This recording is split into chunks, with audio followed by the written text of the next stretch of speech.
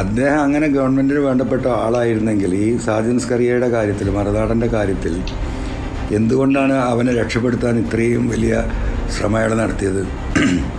പക്ഷെ MLA ഈ കാര്യം ശശി സാറിനൊക്കെ അറിയൂ? എനിക്ക് സംശയമുണ്ട്. ശശി സാറിന് ഇപ്പം അത് അറിയെങ്കിൽ അമ്മാറവിടെ ഇരിക്കൂലല്ലോ, മനസ്സിലായില്ലേ? ഒരിക്കലും ഇരിക്കില്ലല്ലോ.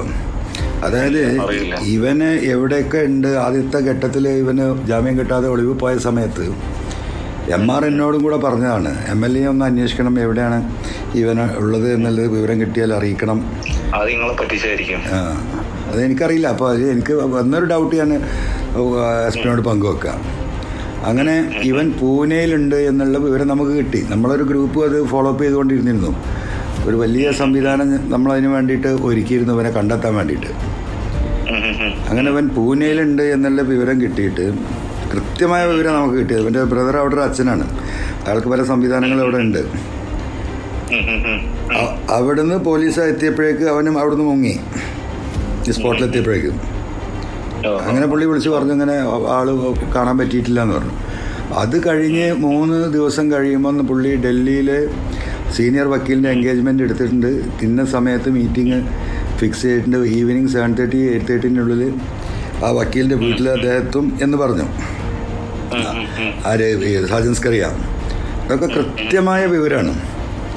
അങ്ങനെ ലൊക്കേഷൻ വരെ നമുക്ക് കിട്ടി. ഈ വിഷയങ്ങൾ ഇദ്ദേഹത്തിന് കൺവേ ചെയ്തു. അപ്പം ഞാൻ അദ്ദേഹത്തോട് പറഞ്ഞു, നിങ്ങൾ ഒരു കാരണവശാലും അതിൻ്റെ സീനിയർ ഓഫീസറോട് അല്ലാതെ വേറെ ഒരാളോടും ഈ വിവരം പറയരുതെന്ന് പറഞ്ഞു. പക്ഷേ ഇവർ പോലീസ് അവിടെ പോയി ആ പരിസരത്ത്. പക്ഷേ സാജൻ സ്കറിയ ആ സമയത്ത് അവിടെ ചെന്നില്ല. അതോടുകൂടിയാണ് എനിക്ക് ഡൗട്ടാവുന്നത്, മനസ്സിലായോ?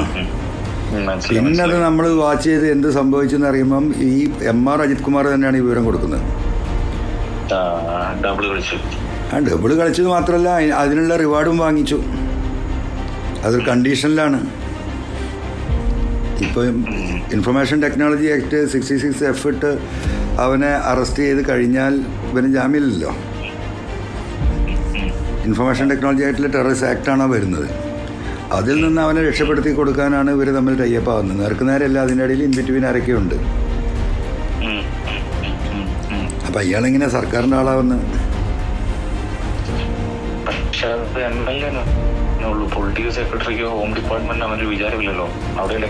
എനിക്കത് തോന്നുന്നില്ല. അവരത് മനസ്സിലാക്കണ്ടേ. ഇത്രയും ഈ ഒരു കോലത്തിൽ ഈ സർക്കാരിനെയും മുഖ്യമന്ത്രിയെയും പാർട്ടി സെക്രട്ടറിയെയും മിനിസ്റ്റേഴ്സിനെയും ഇതുപോലെ തെറി വിളിച്ചുകൊണ്ടേയിരിക്കുന്നില്ല അവനെപ്പോഴും. അവനെ MR സഹായിക്കുക എന്ന് പറഞ്ഞാൽ എന്താ അതിൻ്റെ അർത്ഥം? ഞങ്ങൾ മനസ്സിലാക്കുന്ന കേട്ടോ, MLA ഭരണ സംവിധാനത്തിൽ നിന്നൊക്കെ പലതരം വിലയിരുത്തലുണ്ടാകും. ഞങ്ങളൊരു ഹോം ഡിപ്പാർട്ട്മെന്റിൽ പഠിക്കുന്ന IPS ഉദ്യോഗസ്ഥർ എന്നുള്ള രീതിക്ക് ഇപ്പൊ കാര്യങ്ങൾ തീരുമാനിക്കുന്നത് MR അജിത് കുമാറാണ്. അദ്ദേഹം പൊളിറ്റിക്കൽ സെക്രട്ടറി ശശി സാറിന്റെ വലംകൈയാണ്. ഇത് ഇങ്ങനെ വേണം ചുരുക്കി പറയാം. അല്ല, അങ്ങനെ ഒരു വലംകൈയായി നിന്ന് ഈ ഗവൺമെൻറ്റിനെ നശിപ്പിക്കുന്ന ഒരു സംവിധാനത്തിലേക്കല്ലല്ലോ അയാൾ പോകേണ്ടത്. അയാൾക്ക് അത്രയും സൗകര്യം കിട്ടുന്നുണ്ടെങ്കിൽ ഈ ഗവൺമെൻറ്റിനെയും മുഖ്യമന്ത്രിയും സേഫ് ഗാർഡ് ചെയ്യേണ്ട മോറൽ റെസ്പോൺസിബിലിറ്റി അയാൾക്കില്ലേ? ശരിയാണല്ലേ, പക്ഷേ ഇത് അവിടെ ഇരിക്കുന്നവർക്കും കൂടെ തോന്നണ്ടേ? അല്ല, അവിടെയാണ് അതിൻ്റെ വിഷയം.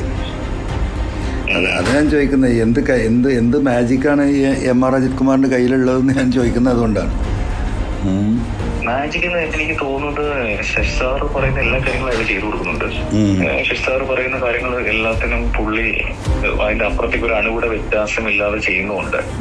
അതാവാം, അത് തന്നെയാവാം അവരുടെ ഇക്വേഷൻ.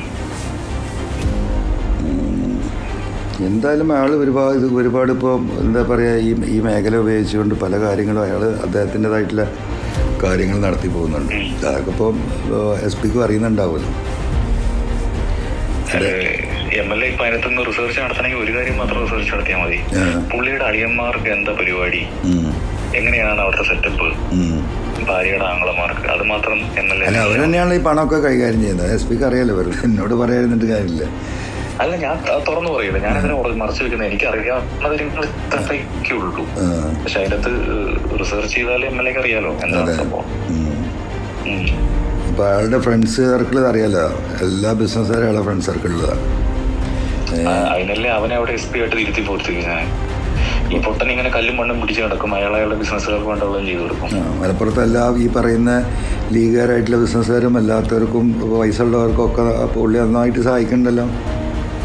പിന്നെ അപ്പം അതാണല്ലേ. പിന്നെ എങ്ങനെ അയാൾ സർക്കാരിൻ്റെ ആളാവുന്നത്? അയാൾ സർക്കാർ വിരുദ്ധനല്ലേ SP?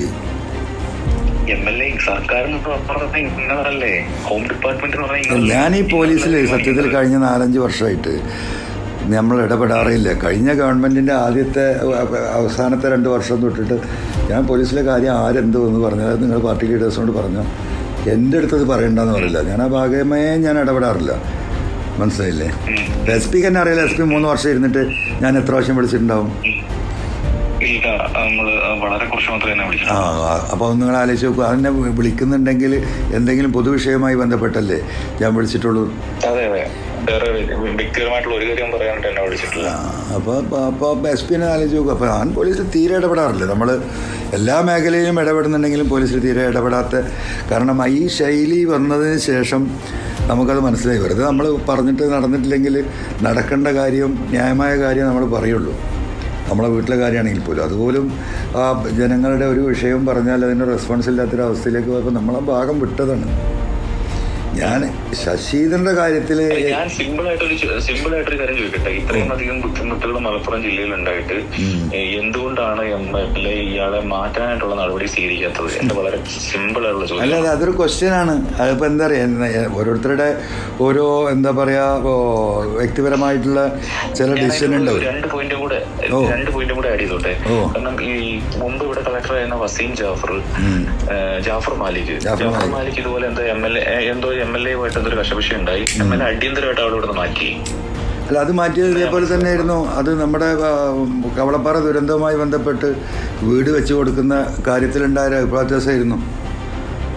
അതായത് പക്ഷെ ആ ഒരു കളക്ടറിനെ ഇമ്മീഡിയറ്റ് ആയിട്ട് MLA അവിടുന്ന് മാറ്റി. അതാണ് അതിന്റെ യാഥാർത്ഥ്യം. അല്ല, അത് ഞാൻ CM-നെ കണ്ട് പറഞ്ഞു ഇന്നതാണ് വിഷയം. CM ആ വിഷയം പഠിച്ചു. ഇതിലെന്തുകൊണ്ട് ചെയ്യുന്നില്ല എന്നാണ് എന്റെ ചോദ്യം. അല്ല, അതിപ്പോൾ എന്താ പറയുക, ഇതിലിപ്പോൾ ഒരുപാട് വലിയ വലിയ ആളുകളില്ലേ, അവരൊക്കെ തീരുമാനിക്കട്ടെ. നമ്മളിപ്പോൾ ഒരു പാവപ്പെട്ട MLA ഈ ആവശ്യത്തിലും ഇടപെടാൻ നിൽക്കേണ്ടത്. എനിക്ക് തോന്നുന്നത് ജാഫർ മാലിക് ഒരു ഡയറക്റ്റ് IAS ഓഫീസറാണ്. അയാൾ വലിയ പേരും പ്രശസ്തിയുള്ള ആളായിരുന്നു. പക്ഷെ MLA-യോട് അയാൾ നേരെ പോകുന്നില്ല എന്ന് കണ്ടപ്പോൾ MLA അയാളെ മാറ്റി.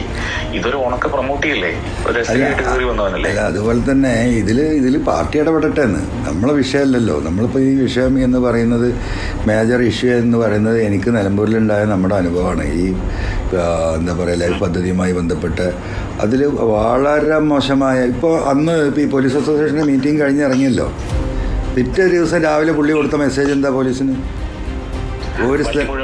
മലപ്പുറം പോലീസ് സ്റ്റേഷനിൽ 24 വട്ടിയും കണ്ട് പിടിച്ചതാണ് ഞാൻ അറിഞ്ഞത്. അപ്പോൾ എത്രമാത്രം ധിക്കാരി കഴിഞ്ഞാൽ